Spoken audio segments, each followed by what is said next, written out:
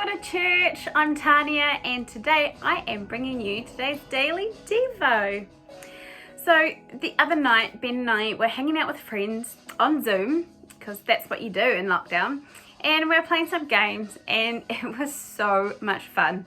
I think it's probably the most laughter that I've had during lockdown, and there were some really good conversations and quality time spent.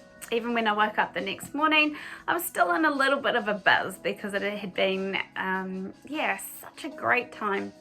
And it got me thinking about quality time and who we spend that quality time with.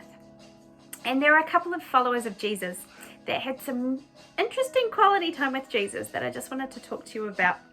So we're in Luke chapter 24, and these followers are on the road to Emmaus.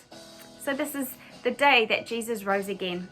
He's appeared to some women at the tomb, and now he appears to a couple of followers on the road to Emmaus. But they don't know who he is because God has just blinded them at the moment. And they're talking about everything that had happened in Jerusalem, how sad they were about what had happened with Jesus, about the rumor that was going around that maybe Jesus had risen again, but they didn't know what to think about it. And then Jesus stops them, is like, hello fools, have you not read the scriptures? Did you not know that everything that had happened was foretold? And basically, as they're walking, Jesus schools them on everything that the scriptures talked about that pointed to what had to happen in terms of Jesus' death and resurrection. You know, that's some pretty awesome quality time that they're getting to learn so much about the scriptures and how everything is connected. And then they got to sit down and they got to eat together, and Jesus broke the bread and blessed it. And it was at this point that their eyes were opened and they realized that this was Jesus that they'd been spending time with.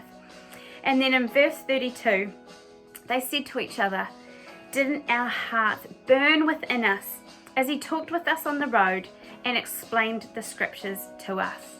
Didn't our hearts burn? You know, after this quality time with Jesus, their hearts were burning. And that's what it should be like for us when we are spending time with Jesus. We should be feeling excited about what we're reading. We should feel stirred or agitated by what we're reading that causes us to act in some way.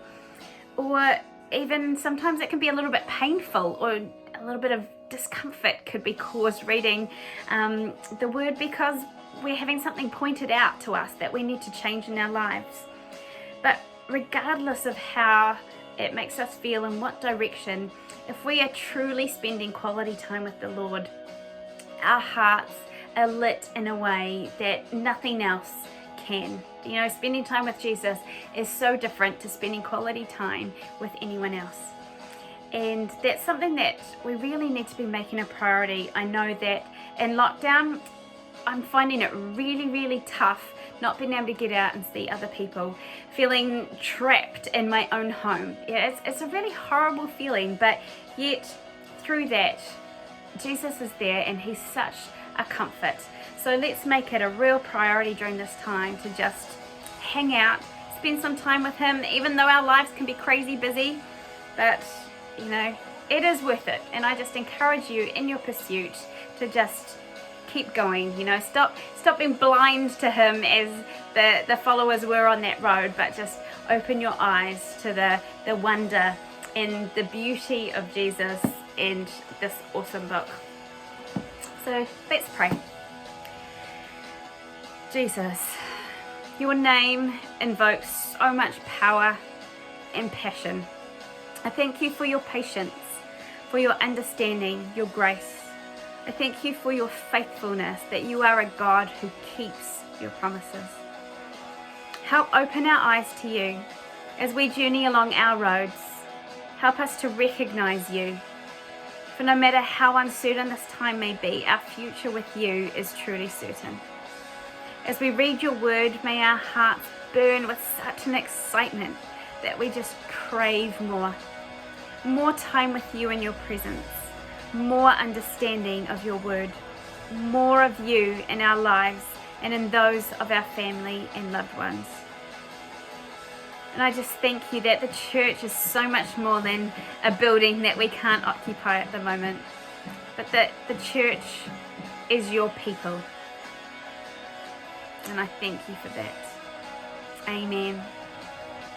Hey, have a great day.